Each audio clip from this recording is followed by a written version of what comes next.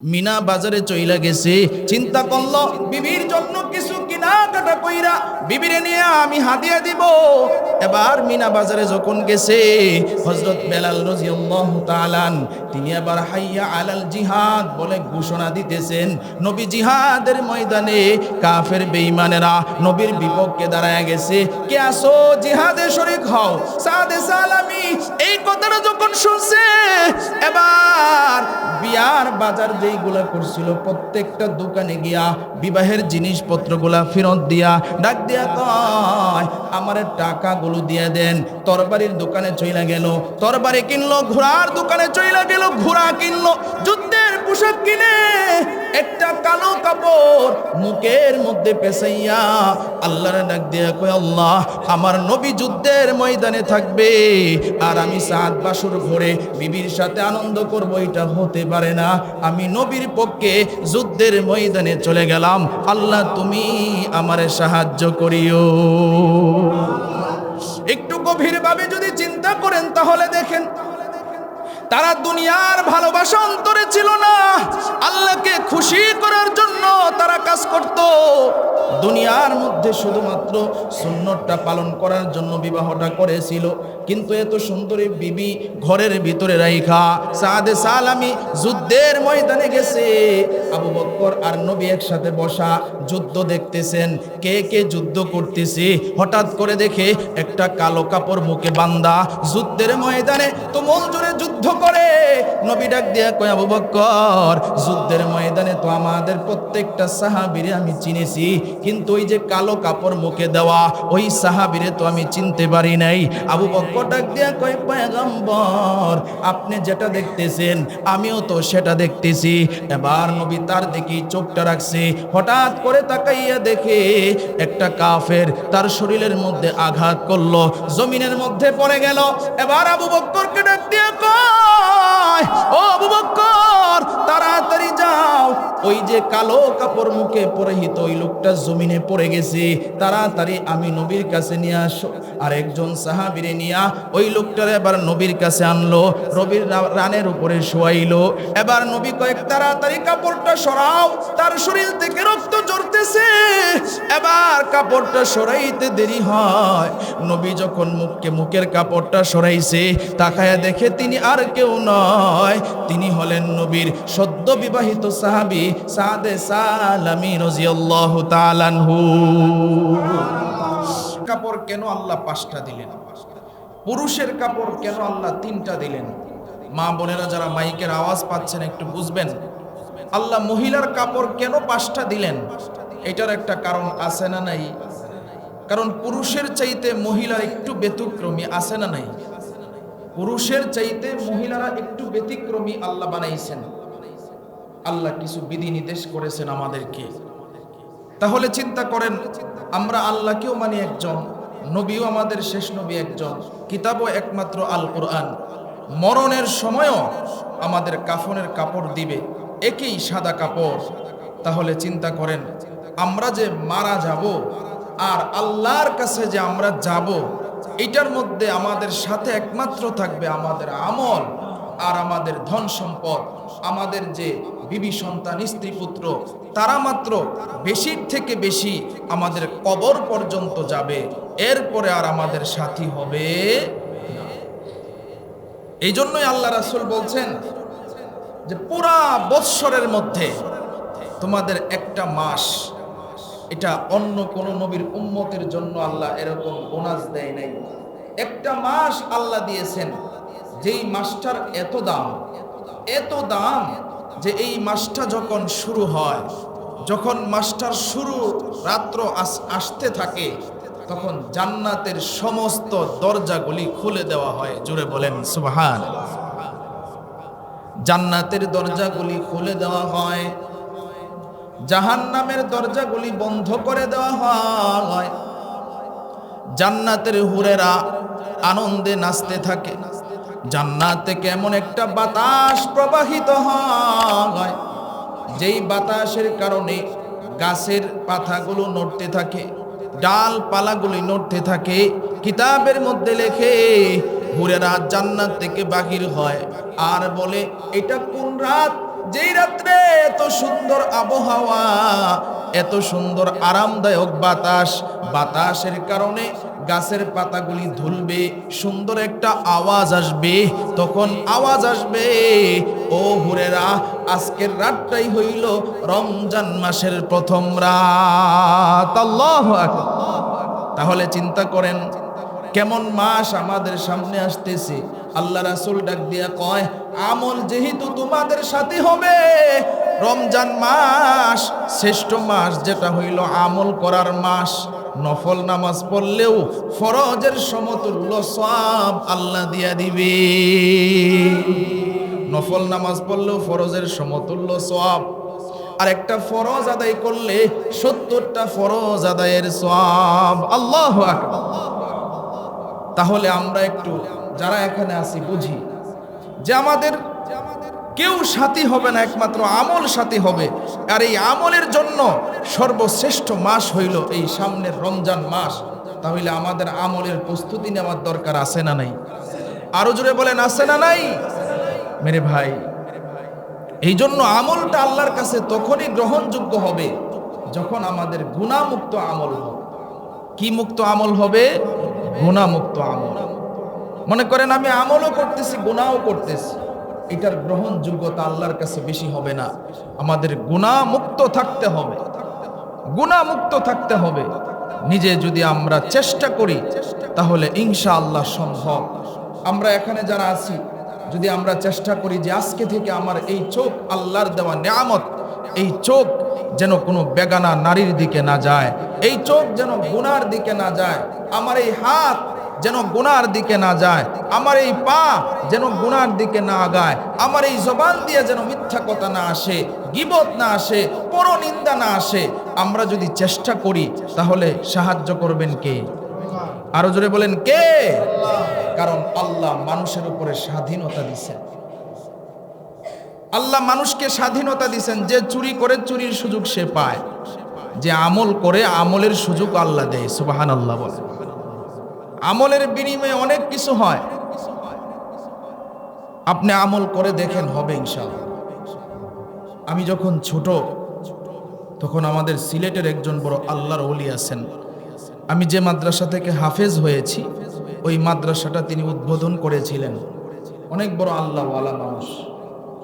তখন আমাদের উস্তাদরা বলছিলেন যে উনি মাহফিল করতেন, ওনার অবস্থা এমন হয়েছে যে গাড়িতে তেল নেই, গাড়িতে তেল নেই। নবীদের মুআজিজা আর আল্লাহর ওলিদের কেরামতি, এটা বাস্তব। আমাদের উস্তাদরা বলছিলেন যে নুরুদ্দিন সাহেব গহরপুরি রহমাতুল্লাহ আলাই, তিনি তখন ড্রাইভারে বলছে তেল যেহেতু নাই একটা কাজ করো, দেখো আশেপাশে পুকুর আছে কিনা, এখান থেকে পানি উঠাইবা বিসমিল্লাহির রহমানির রহিম বলে। জোরে বলেন সুবহান। হুজুর পানি দিয়ে কি হবে? কথা বইল না, আমি যেটা বলছি সেটা করো। পানি নিস বলে তেলের টাঙ্কিতে বিসমিল্লাহ বইলা পানি ঢালো। জোরে বলেন সুবহান। আমি বুঝাচ্ছি আমলের কি পাওয়া। তিনি আল্লাহর কাছে কি কইছেন তিনিই জানেন। তিনি শুধু ড্রাইভারে বলবেন বিসমিল্লাহ বলে উঠাও, বিসমিল্লাহ বলে ঢোকাও, বলে স্টার্ট করো বিসমিল্লাহ বলে। ড্রাইভার গাড়ি স্টার্ট করছে, সাথে সাথে আলহামদুলিল্লাহ গাড়ি স্টার্ট হয়ে গেছে। জোরে বলেন সুবহান। ড্রাইভার সামনে বলে দুরূদ শরীফ পড়তে থাকো, গাড়ি চালাইতে থাকো, গাড়ি চলতে থাকুক। ড্রাইভার বলছিল যে হুজুর এই যে টাঙ্কির মধ্যে পানি ভইরা দিছিল, এটা গল্প গুজব না, সরাসরি একবারে গ্রহণযোগ্য সূত্রে কথা, যে 7 দিন পর্যন্ত আলহামদুলিল্লাহ হুজুরের এই গাড়িটা চলছে। জোরে বলেন সুবহান। আমলের বরকত এটা, আমলের পাওয়ার এটা। কারণ আল্লাহ তো আমাদেরকে আমল শিখাইয়া দিয়েছেন, আমরা করতে পারি না। এই যে অনেক সময় মাহফিল দেখা যায়, যাইতে সময় লাগবে 4 ঘন্টা 5 ঘন্টা জেমে পড়ে থাকি। একটা আমল আছে, সেটা আপনাদেরকেও শিখাইয়া দেই। আমরা যদি সূরা কুরাইশ পারি, লি ইলাফি কুরাইশ, এটা যদি কোনো বান্দা কোনো জায়গায় সফরে রওনা হয়, আর সে যদি এমন অবস্থা হয় যে সফরের টাইম একেবারেই কম, তার ওই সময় গিয়ে পৌঁছতে হবে, কিন্তু দেখা যায় তার একটা যে কোনো বাধা সামনে আছে, সে যদি সূরা কুরাইশ পড়তে থাকে আল্লাহ রাস্তাকে সংকীর্ণ করে দিবে। জোরে বলেন সুবহান। এটা আমি নিজে প্রমাণিত আলহামদুলিল্লাহ। এই মেহরাবে বসা, এই জবান দিয়ে মিথ্যা কথা বললে আল্লাহ সাক্ষী, মিথ্যা কথা বলতেছি না। আরেকদিন নেত্রকোনা প্রোগ্রামে একেবারে ভিতরে ক্ষেতের মধ্য দিয়া রাস্তা, আমি যে প্রাইভেট কারে চলি, মুগরাকান্দা ওনার বাড়ি, বলতেছে হুজুর গ্যাসও শেষ, এরপরে তেলও শেষ, লাল বাতি সিঙ্গেলও চলে গেছে। আমি বললাম টেনশন করেন না, সূরা কুরাইশ পড়তে থাকলাম। ওনাকে বললাম দুরূদ শরীফ পড়তে থাকো, কারণ এই যে হুজুরদের থেকে শুনছি, কারণ আল্লাহর প্রতি বিশ্বাস আছে, যেই আল্লাহ তেল দিয়া গাড়ি চালাইতে পারে সেই আল্লাহ তো তেল ছাড়াও গাড়ি চালাইতে পারে। কথা ঠিক কিনা বলেন? আমি বলছি দুরূদ শরীফ পড়তে থাকেন, সূরা কুরাইশ পড়তে লাগলাম। আলহামদুলিল্লাহ, এই মেহরাবে বসা মিথ্যা না। যদি বলি আল্লাহ আমার জিহ্বা কেটে ফেলবে। 4 কিলোমিটার দূরে হলো তেলের মেশিন, তেলের ফিলিং স্টেশন। আলহামদুলিল্লাহ, গাড়ি বন্ধও হয় নাই। যখন আমরা ফিলিং স্টেশনে গেলাম, গাড়ি স্টার্ট ছিল, তেল ছাড়াই আল্লাহ নিয়ে গেছে। জোরে বলতেন না সুবহানাল্লাহ।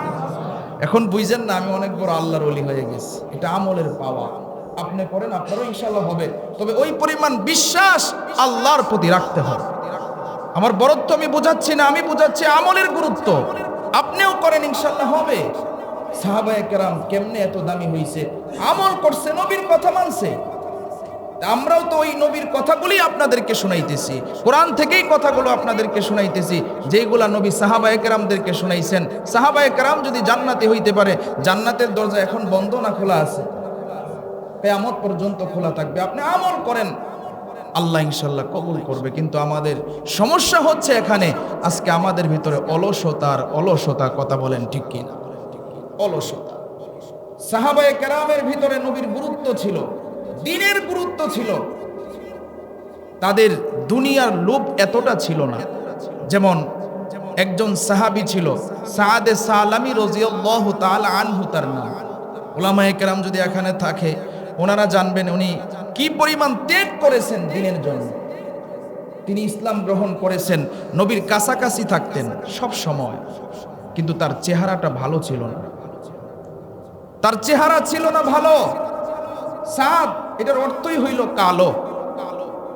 তিনি নবীর কাছে একদিন কষ্ট নিয়ে বলতেছে, নবী আপনি যে বলছেন আর নিকাহ নিসফুল ঈমান, বিবাহ হলো ঈমানের অর্ধেক, আর এটা আপনার সুন্নত, কিন্তু নবী আপনার সব সুন্নত তো আমি জিন্দা করতেছি, পালন করতেছি, কিন্তু কষ্টের বিষয় হইল নবী আমি অনেক মানুষের ধারে ধারে গেছি যে আমার কাছে একটা মেয়ে বিবাহ দেন, কিন্তু আমার কাছে কেউ মেয়ে বিবাহ দিতে চায়। গভীর মনোযোগ দিয়ে বুঝবেন তাদের ত্যাগটা কেমন ছিল। আজকে আমাদের ভিতরে ত্যাগ নেই, আজকে আমাদের ভিতরে অলসতা। মনে করি যে আমাদের বাড়ি হইছে, গাড়ি হইছে, ব্যাংকে টাকা পয়সা আছে, এটাই সফলতা। না না, এটা কখনো সফলতা না। রাসূল বলে তুমি টেনশন করো না, কান্না করো না, তোমার কোনো টেনশন নাই। কই নবী আমার কি দাম নাই? রাসূল কয় কি বলো? লা ইলাহা ইল্লাল্লাহু দাখালাল জান্নাহ, তুমি কালেমা পড়ছো, আল্লাহ তো তোমার জান্নাতে দিবে। সুবহানাল্লাহ। তোমার কেন দাম নাই? দাম আছে। কান্নার কোনো কারণ নেই। নবী তো ছিলেন রাহমাতুল লিল আলামিন। ডাক দেয়া কয় যাও আব্দুর রহমান ইবনে আউফ আস-সাকাতি রাদিয়াল্লাহু তাআলা আনহুর বাড়িতে চলে যাও। ওনার একটা কন্যা আছে, যেই কন্যার নাম ছিল মদিনার মধ্যে প্রসিদ্ধ, যার নাম ছিল হুরে মদিনা, অর্থাৎ সবচাইতে মদিনার সুন্দরী। একবারে নবী ডাক দিয়া কয় আমার কথা গিয়া বলবা তার মেয়েটা যেন তোমার সাথে বিয়ে দেয়। জুড়ে বলেন সুবহানাল্লাহ। সাআদে সালামি রাদিয়াল্লাহু তাআলা আনহু আব্দুর রহমান ইবনে আউফ আস-সাকাতি রাদিয়াল্লাহু তাআলা আনহুর বাড়িতে চলে গেলেন। যায় বলেন সালাম দেওয়ার পর ডাক দিয়া কয় নবী আমারে পাঠাইছে আপনার কাছে একটা প্রস্তাব দিয়ে। বলে কি প্রস্তাব? বলে আপনার মেয়েরে বিবাহ করার জন্য পাঠাইছে। ডাক দিয়া কয় আপনার সাথে আমার মেয়েকে বিবাহ দিতে পারবো না। আয়না একটু চেহারাটা দেখেন, উচ্চ লেভেলের বংশের মানুষ, এর চাইতে আরো সুন্দর সুন্দর যুবকরা আসছে, আমার মেয়েরে আমি বিয়া দেই নাই, সুতরাং তোমার কাছেও বিয়া দিব না। এই কথা বলার পর সাআদে সালামি রাদিয়াল্লাহু তাআলা তিনি চইলা গেছেন, মনটা বড় খারাপ। নবীর কাছে গিয়া কয় নবী আমার কাছে তো বিয়া দিল না। নবী ডাক দিয়া কয় ইন্নাল্লাহা মা'আস সাবিরিন, ও সাআদে সালামি ধৈর্য ধারণ করো, ধৈর্যকারীর সাথে আল্লাহ আছেন। চিৎকার দিয়া বলেন আল্লাহু আকবার। ধৈর্যকারীর সাথে কে আছেন? জোরে বলেন কে? নবী ধৈর্যের শিক্ষা দিলেন। আব্দুর রহমান ইবনে আউফ আস-সাকাতি রাদিয়াল্লাহু তাআলা তার মেয়েটা এবার বাবার কাছে আইসা কয়, বাবা তোমার কাছে যেই সাহাবী আসছিল কেন বলে বিবাহের প্রস্তাব নিয়া, ডাক দিয়া কয় তাহলে আপনি কি বলছেন? বলে তার কাছে বিবাহ দিব না, সে নিম্ন লেভেলের বংশের, তার চেহারা ভালো না। ডাক দিয়া কয়, আব্বা জান আপনার কাছে সে কি কথাটা বলেছে এটা কি আপনি একবার চিন্তা করেছেন? বলে মা কি বলেছে? বলে সর্বপ্রথম যখন আপনার সামনে আসছে তখন কিন্তু নবীর কথা বলেছে, নবী উনারে পাঠাইছে। জোরে আওয়াজ দিয়ে বলেন সুবহানাল্লাহ। কয় আপনি কেন তারে তাড়ায়া দিলেন? তাড়াতাড়ি যান, নবী যদি নারাজ হয়ে যায় তাহলে আমাদের সব শেষ হয়ে যাবে। আব্বা জান নবী যেহেতু পাঠাইছে আমি এই বিবাহের মধ্যে রাজি হয়ে গেলাম। এবার বাপ তাড়াতাড়ি চলে গেছে নবীর কাছে, গিয়া কয় পয়গম্বর আমার ভুল হয়ে গেছে, আমার আপনি মাফ করিয়া দেন ওগো পয়গম্বর। এবার নবী ডাক দিয়া কয় ঠিক আছে, টেনশনের কারণ নাই, তোমার মেয়ের সাথে তাহলে সাদে সালামির সাথে বিবাহটা করায়া দেই। বলে হ্যাঁ। নবী ডাক দিয়া কয় সাদ এই দিকে আসো। 300 দিরহাম মোহরানা ধার্য করিয়া নবী তার সাথে বিবাহ পড়াইলেন। সাদে সালামি ডাক দিয়া কয় গো পয়গম্বর 1 দিরহাম তো আমার কাছে নাই, আমি কিভাবে 300 দিরহাম দিব? নবী যখন এই কথা শুনছে ডাক দিয়া কয় টেনশন নাই, আমার একজন সাহাবী আছে হযরত ওমর, তার কাছে চলে যাও। আর একজন সাহাবী আছে আব্দুর রহমান, তার কাছে চলে যাও। আর একজন সাহাবী আছে আলী, 3 জনের কাছে যাও, গিয়া বলো নবী বলছে 100 করে 300 দিরহাম আমাকে দেওয়ার জন্য। চইলা গেলেন 3 জনের কাছে। সবার কাছে যাওয়ার পর ডাক দেয়া কয় নবী পাঠাইছি, 100 দিরহাম যদি আমি দেই তাহলে নবীর ইজ্জত থাকে না, যাও তোমার আরো 100 বাড়ায়া দিলাম। সকলেই 100 করে বাড়ায়া দিছি। 300 কথা নবী বলছিল, এখন হইছে কয়শো? আরো জোরে বলেন কয়শো? 600 দিরহাম বিবাহ হইছে, দিরহামের টাকাও হয়ে গেছে। এবার সাদে সালামির মনটার মধ্যে বড় আনন্দ। মক্কার মধ্যে মদিনার মধ্যে ঘুরলাম, কোন মেয়েরে আমার কাছে বিবাহ দেয় নাই, আজকে মদিনার মধ্যে সবচেয়ে সুন্দরী এই মেয়েটার নবী আমার সাথে বিবাহ করায়া দিয়েছে। মনের মধ্যে বড় আনন্দ। মিনা বাজারে চইলা গেছে, চিন্তা করলো বিবির জন্য কিছু কেনাকাটা কইরা বিবিরে নিয়ে আমি হাদিয়া দিব। এবার মিনা বাজারে যখন গেছে হযরত বেলাল রাদিয়াল্লাহু তাআলা তিনি এবার হাইয়া আলাল জিহাদ বলে ঘোষণা দিতেছেন। নবী জিহাদের ময়দানে কাফের বেঈমানেরা নবীর বিপক্ষে দাঁড়ায় গেছে, কে আসো জিহাদে শরীক হও। সাদে সালামি এই কথাটা যখন শুনছে এবার বিয়ার বাজার যেইগুলা করছিল প্রত্যেকটা দোকানে গিয়া বিবাহের জিনিসপত্রগুলা ফেরত দিয়া ডাক দিয়া কয় আমার টাকাগুলো দিয়ে দেন। তরবারির দোকানে চইলা গেল, তরবারি কিনলো। ঘোড়ার দোকানে চইলা গেল, ঘোড়া কিনলো। যুদ্ধের পোশাক কিনে একটা কালো কাপড় মুখের মধ্যে পেছাইয়া আল্লাহর ডাক দিয়া কয় আল্লাহ আমার নবী যুদ্ধের ময়দানে থাকবে আর আমি সাত বাসুর ঘরে বিবির সাথে আনন্দ করব, এটা হতে পারে না। আমি নবীর পক্ষে যুদ্ধের ময়দানে চলে গেলাম, আল্লাহ তুমি আমারে সাহায্য করিও। একটু গভীরভাবে যদি চিন্তা করেন তাহলে দেখেন তারা দুনিয়ার ভালোবাসা অন্তরে ছিল না, আল্লাহকে খুশি করার জন্য তারা কাজ করত। দুনিয়ার মধ্যে শুধুমাত্র সুন্নতটা পালন করার জন্য বিবাহটা করেছিল। কিন্তু এত সুন্দরী বিবি ঘরের ভিতরে রাইখা সাদে সালামি যুদ্ধের ময়দানে গেছে। আবু বকর আর নবী একসাথে বসা যুদ্ধ দেখতেছেন, কে কে যুদ্ধ করতেছে। হঠাৎ করে দেখে একটা কালো কাপড় মুখে বান্দা যুদ্ধের ময়দানে তুমুল জোরে যুদ্ধ করে। নবী ডাক দিয়া কয় আবু বকর যুদ্ধের ময়দানে তো আমাদের প্রত্যেকটা সাহাবী সাহাবীরে আমি চিনেছি, কিন্তু ওই যে কালো কাপড় মুখে দেওয়া ওই সাহাবীরে তো আমি চিনতে পারি নাই। আবু বকর ডাক দিয়া কয়, পয়গম্বর আপনি যেটা দেখতেছেন আমিও তো সেটা দেখতেছি। এবার নবী তার দিকে চোখটা রাখছে, হঠাৎ করে তাকাইয়া দেখে একটা কাফের তার শরীরের মধ্যে আঘাত করলো, জমিনের মধ্যে পড়ে গেল।